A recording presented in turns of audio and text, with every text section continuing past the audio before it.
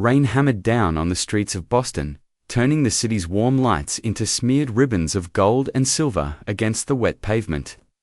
Sophie Turner stepped out of the revolving doors of the Cambridge Grand, the beige heels on her feet, splashing through shallow puddles. Her grip was tight on the worn leather tote bag hanging from her shoulder, the weight of it far heavier than its size suggested. Her breathing was quick and uneven, the borrowed silk dress clinging to her frame. In the damp night air, she didn't look back. 20 floors above, in a corner suite framed by heavy gold drapes, Alexander Hayes stood at the window, watching her leave. He was the picture of control in his tailored charcoal suit, his hands buried deep in his pockets, his expression unreadable, except for the faint tightening in his jaw. His gaze followed her into the darkness with a mix of disappointment and curiosity. In his mind, she was like countless others who had taken the easiest road to quick money. Another woman to forget by morning. What Alexander couldn't have known was that inside Sophie's tote wasn't just cash, it was the desperate hope that her 7-year-old son, Noah, might live to see his next birthday. Hours earlier, she had been sitting in a stark, white hospital room at Boston General, her boy hooked up to machines that hummed with a steady rhythm. The doctor's words had been clinical, but devastating. Noah's only chance at survival was an immediate bone marrow transplant, and the cost would reach $280,000. Sophie had already sold her car, emptied her savings, and taken every extra shift she could at the architectural firm that had hired her just 2 months ago. She had even swallowed her pride to plead with her former in-laws, Charles and Margaret Whitman, only to be met with the same cold disapproval they had shown since the day she married their son. They had never accepted her, and had no intention of helping her child. That was how she had reached the end of every legal and moral option by the time she walked into Alexander Hayes' sleek corner office earlier that afternoon. She had gone there only to request an advance on her salary, a desperate, last attempt to buy Noah time. His rejection had been immediate and cutting, his voice calm as he dismissed the idea before offering something else instead. One night, in exchange for the money, he had expected her to be insulted, to storm out and slam the door. But hours later, she was standing at his hotel room door, her eyes cold and empty of emotion, her voice steady as she told him she would take the deal. Now, as she disappeared into the rain, clutching the price of her dignity, neither of them realized that the night meant to be a forgettable indulgence would be the one neither of them could ever erase. 2 days before the rain-soaked night at the Cambridge Grand, Sophie Turner sat alone in the small break room of Hayes & Co., her hands wrapped around a paper cup of lukewarm coffee. She stared at the clock on the wall as if sheer will could slow the seconds ticking away. Every moment felt like it was pulling her further from a way to save her son. She had only been with the firm for 8 weeks, stepping into its glass and steel offices with a mix of gratitude and nerves.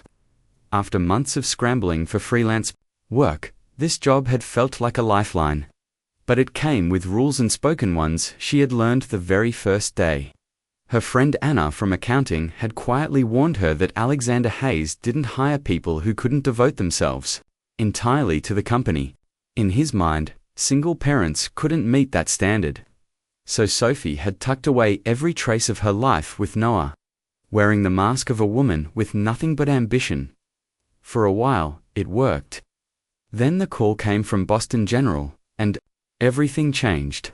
The diagnosis was swift and merciless: acute lymphoblastic leukemia, aggressive and demanding immediate treatment. At first, Sophie had clung to the hope that insurance would cover the cost. But the reality was brutal. The numbers didn't add up, and no matter how many late nights she worked, she couldn't reach the total. She sold her sedan for a fraction of its worth. She drained her savings and took side design projects that kept her awake until dawn. GoFundMe donations trickled in, but never enough. Then she stood in the Whitmans' grand living room, clutching Noah's medical records in her hands. Charles and Margaret sat in perfect posture, faces composed like they were hosting a polite tea. They offered her the same cold refusal they always had. Charles had never truly accepted her into the family, and after the car accident that took his son's life, his disdain had only deepened. He didn't acknowledge Noah as his grandson. He wouldn't give a single cent toward the transplant. Sophie left their home with her pride in pieces, but no time to dwell on it. Back at her apartment, she stared at the ceiling, knowing she had exhausted every moral and legal avenue. That was when the thought began to take root. Thought she had promised herself she would never entertain. She opened her laptop and began drafting the email to Alexander Hayes. It was short, direct, and it asked for a private meeting. The next morning, Sophie rode the elevator to the top floor of Hayes & Co., her fingers tightening around a slim leather portfolio of architectural designs.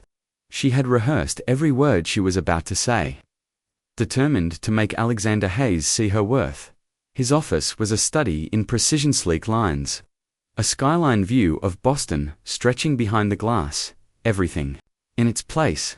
Alexander sat behind his minimalist desk, his expression unreadable as she laid out her request, a $200,000 salary advance.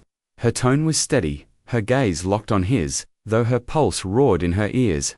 When she finished, silence hung between them, heavy enough to drown out the hum of traffic below.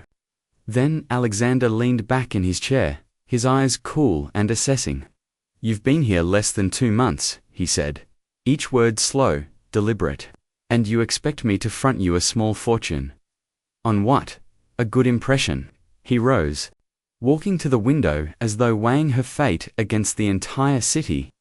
When he turned back, a faint smirk touched his lips, but it never reached his eyes.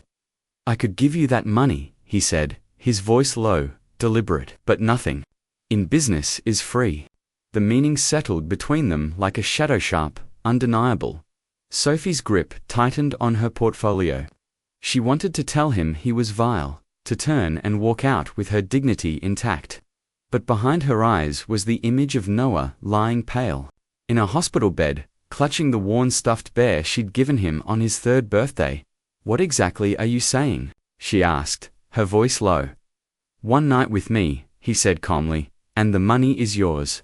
He waited for the outrage, the slap, the dramatic exit. Instead, Sophie gathered her portfolio, turned, and walked out, her heels clicking against the polished floor. She told herself she would never consider it. But the hours that followed were a blur of hospital updates and the transplant coordinator's call, reminding her that the donor match would not wait. If the funds weren't secured within 72 hours, Noah's chance would go to another patient by midnight. Sophie's resolve had crumbled. Her hands shook as she typed the words, "Where and when?" His reply came instantly. "The Cambridge grant. Tomorrow night. Room 2004, where's something you feel beautiful in." She stared at the glowing screen for a long time, before turning the phone face down on the table. The next evening, Sophie stood in front of her bedroom mirror, pulling the zipper of a borrowed black silk dress up the length of her spine. The reflection staring back at her looked calm, but inside every nerve was screaming. On the dresser lay a framed photo of Noah. She turned it face down, unable to meet his trusting gaze.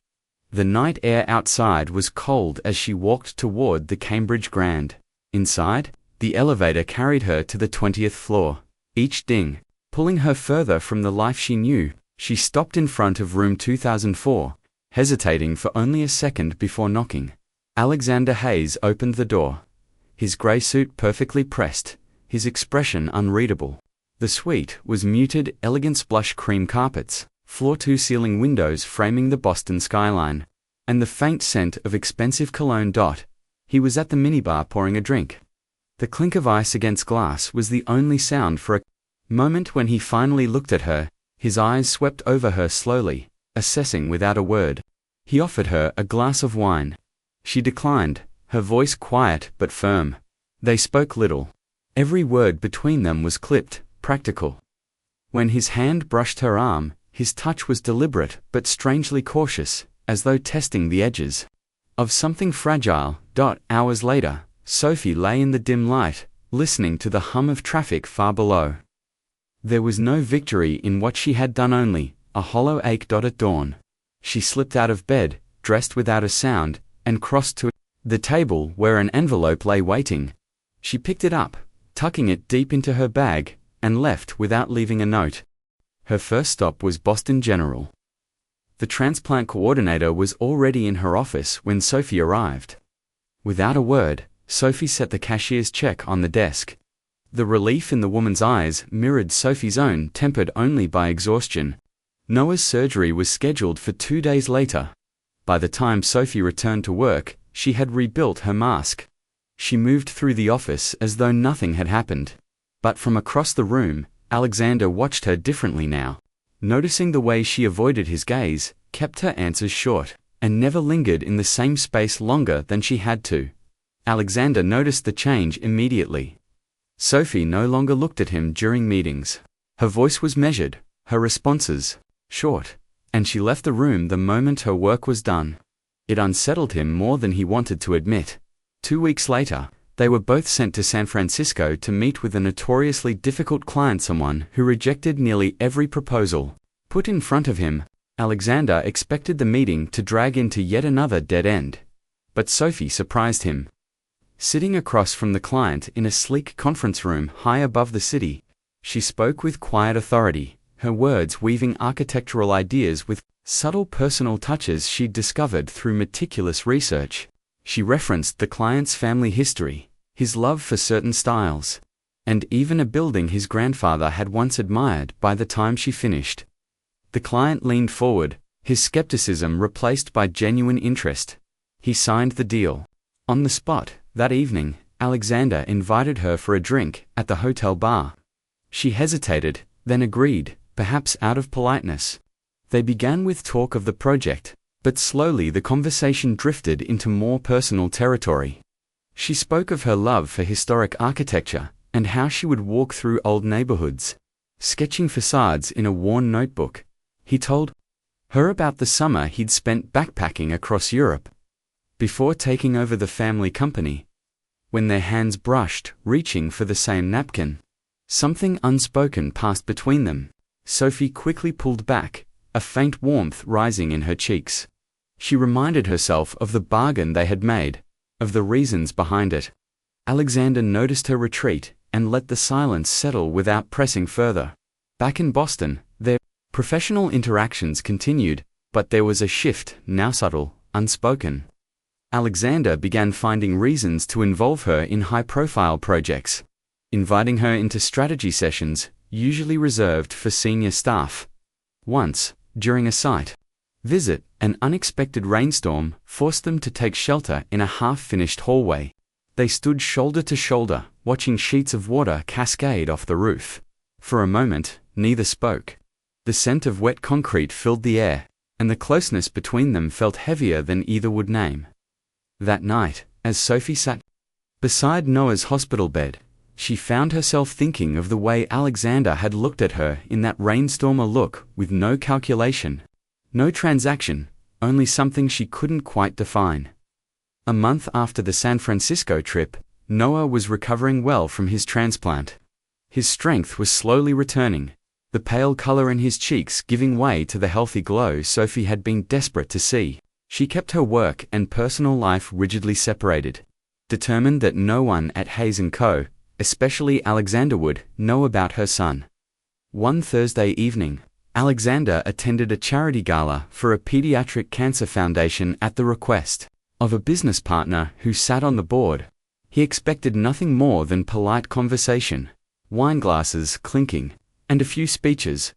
The ballroom was bathed in warm light, the air alive with soft music and the quiet hum of conversation. Alexander stood near the back, his attention only half on the master of ceremonies until a story began to unfold on stage.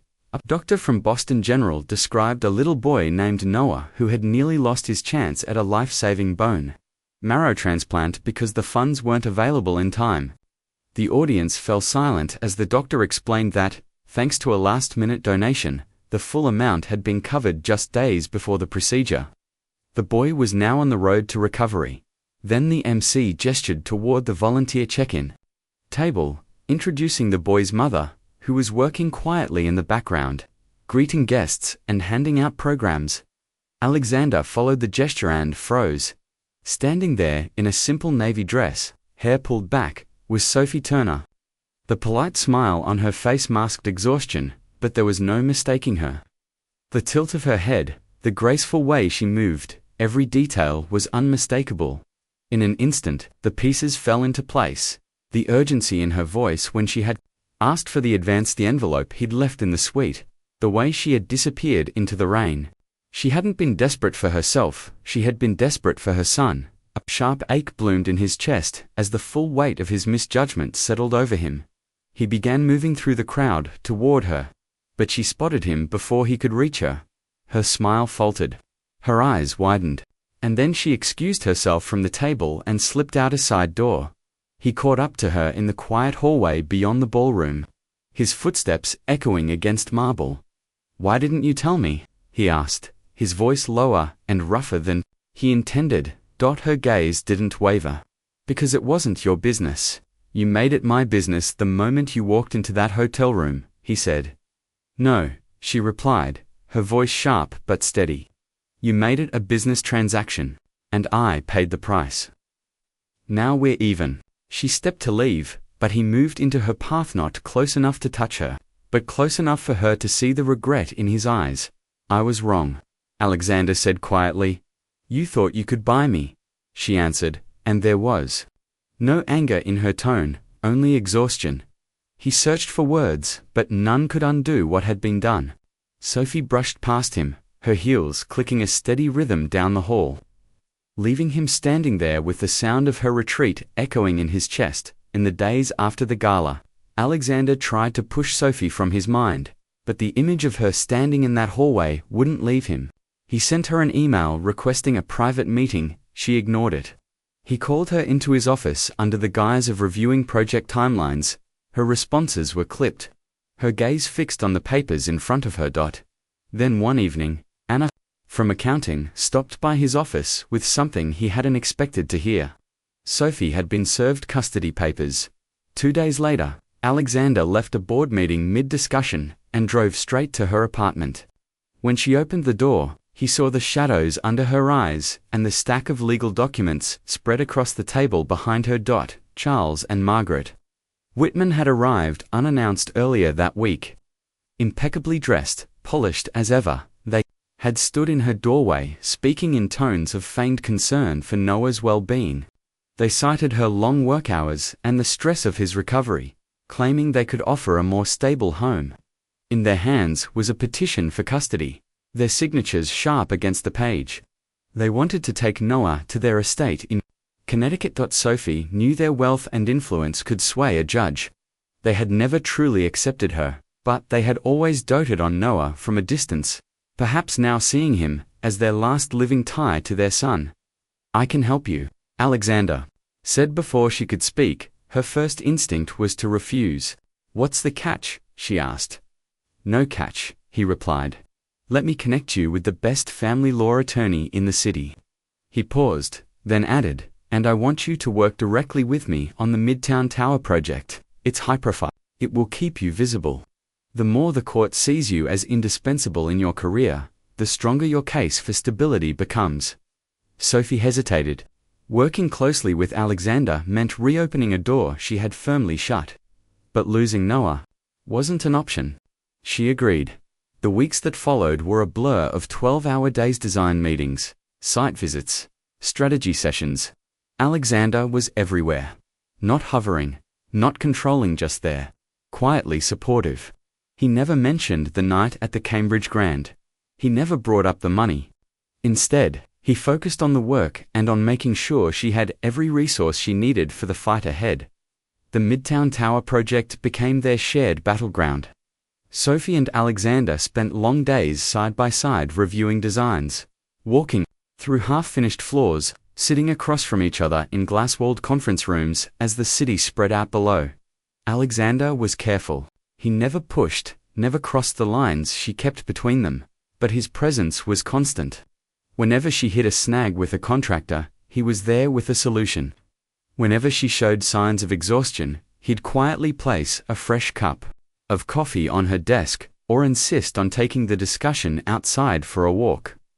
One Friday evening, Sophie arrived at Boston General to find Noah sitting in bed, clutching his stuffed bear, his cheeks wet with tears. He had overheard a phone call between her and her lawyer, and now he knew his grandparents were trying to take him away. Sophie sat beside him, stroking his hair, whispering that she would never let that happen. But the fear in his eyes was hard to erase. Minutes later, Alexander appeared in the doorway, holding a large bag of Lego sets he'd picked up on the way. Noah scrambled into his arms, sobbing. Alexander knelt beside the bed, his voice steady as he told the boy that no one was going to take him from his mum. That night, after Noah had fallen asleep, Sophie stepped into the hospital hallway and found Alexander leaning against the wall, his hands in his pockets. "Why are you doing this?" she asked quietly. "Because I can," he said. "And because I want to." The way he looked at her left no doubt this wasn't about debt or obligation anymore. Outside their world, trouble was building. A tabloid ran a front-page story accusing Alexander of bribing city officials. The allegations were false, but his rivals used them to paint him as corrupt. Investors pulled back. Deals stalled. His legal battles deepened. Sophie worried the connection to him might hurt her custody case, but when anyone spoke against him, she found herself defending him without hesitation. One night, after hours of reviewing blueprints in his office, Alexander told her something he'd never shared with anyone. At work, his childhood had been a battlefield. His mother controlled everything: his clothes, his friends, his future. Trusting people had never brought him anything but disappointment. He paused, his gaze fixed on her. "Until you," he said. Sophie didn't respond, but the words stayed with her, lingering in the quiet space between them. The first day of the custody hearing arrived. With a sharp wind cutting through Boston's streets, Sophie stood outside the courthouse in a charcoal gray suit, her hair pulled into a simple twist. Noah was at Boston General for a routine checkup, cared for by a nurse she trusted completely. Alexander appeared beside her without a word, his presence steady and unshakable.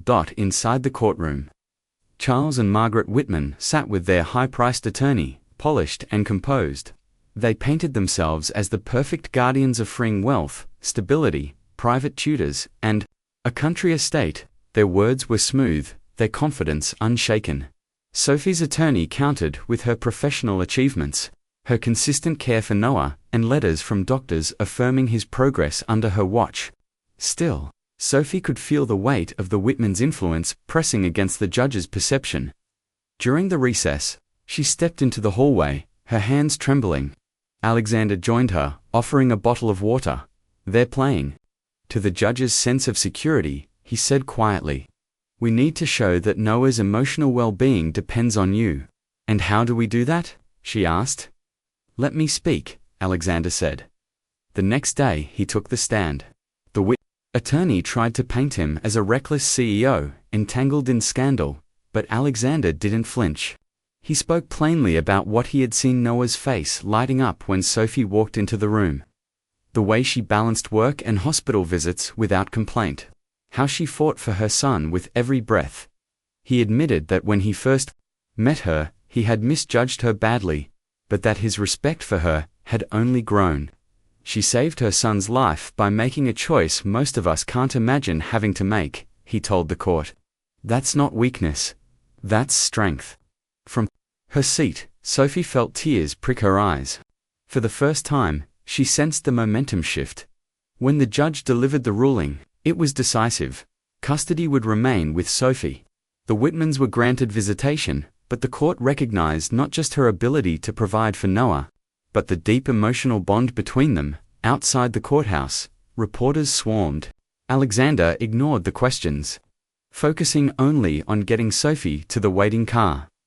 That night, in her small apartment, the three of them celebrated with Chinese takeout. Noah sat between them on the couch, telling a winding story about a dragon who built houses out of clouds.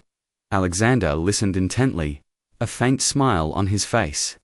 And Sophie felt something stir inside her warmth she hadn't let herself feel in years. In the weeks after the custody ruling, life took on a quieter rhythm. For the first time in months, Sophie could sleep without waking in the dark. Gripped by panic over court dates or medical bills, Noah's health slowly stabilized, his laughter returning in bursts that filled the apartment. Alexander kept a respectful distance at first, but he never disappeared. He called to check on Noah, sent Sophie articles about architecture competitions, and once left a bouquet of sunflowers outside her door without a note. The bribery scandal, hanging over him, finally collapsed when evidence surfaced showing a rival developer had planted the story. Alexander won the defamation suit, and with the victory came a lighter step in his voice and manner. One afternoon, he asked Sophie to meet him at a building site in Brooklyn. When she arrived with Noah, she found herself standing in front of an old red brick warehouse, its windows boarded and its roof sagging. But Alexander's eyes lit with possibility as he explained his vision: a community center for children recovering from serious illnesses, complete with tutoring spaces, play areas, and on-site medical support. I want it to be a place where no parent ever has to choose between work and their child's care, he said. Then he looked at her. And I want you to be the lead architect. The months that followed were a blur of blueprints, meetings with community leaders, and days spent transforming the crumbling warehouse into something alive with hope. There were setbacks, permits delayed, budgets stretched, but each obstacle only seemed to draw them closer. One late summer evening, they stood on the newly finished rooftop as the sun sank over the skyline. "You've built something remarkable here," Alexander said softly. "We've built it," Sophie corrected. Their eyes met, and this time, when his hand found hers, it wasn't part of a bargain, it was a choice. When the center opened in the fall, the neighborhood turned out in force. Noah wore a small suit for the ribbon cutting and beamed when Alexander let him hold the oversized scissors. After the speeches, the three of them slipped away to the rooftop, where the music and laughter from below rose like a heartbeat. "This is just the beginning," Alexander said, glancing from Sophie to Noah. "I want to be part of both your lives, if you'll let me." Winter came, and with it, new routines. Alexander often joined them for dinner, helped Noah with homework, and explored the city with them on weekends. Sophie found her walls lowering, not because of grand gestures, but because of his consistency, his quiet, steady presence. In early spring, Alexander suggested a weekend trip to Long Island. On their first evening, they walked the shoreline. As Noah darted ahead, collecting shells, the sun dipped low, painting the waves in gold. "I'm not a man who asks for much," Alexander said, slowing his pace until they were a few steps behind Noah. "But I'm asking for this. I want to spend my life with you, both of you. No contracts, no bargains, just us." Sophie's throat tightened. She thought of the night she had walked into his hotel suite, with nothing but desperation, and of every moment since that had slowly built something new between them. She nodded, unable to speak. His hand closed over hers, warm and sure. The next day, under a clear blue sky with only the ocean as witness, they exchanged vows on the sand. Noah stood between them, holding both their hands, grinning like the world was finally the way it should be. That night, as they sat on the porch of the small beach house, the sound of waves rolling in, Sophie leaned against Alexander's shoulder. "You didn't just save my son," she said quietly. "You saved me." He kissed the top of her head. "Home isn't a place," he murmured. "It's wherever you and Noah are." And as the tide rose and fell, Sophie knew they hadn't gone back to the lives they'd had before. Together, they had built something entirely new, something strong enough to weather whatever storms might come next.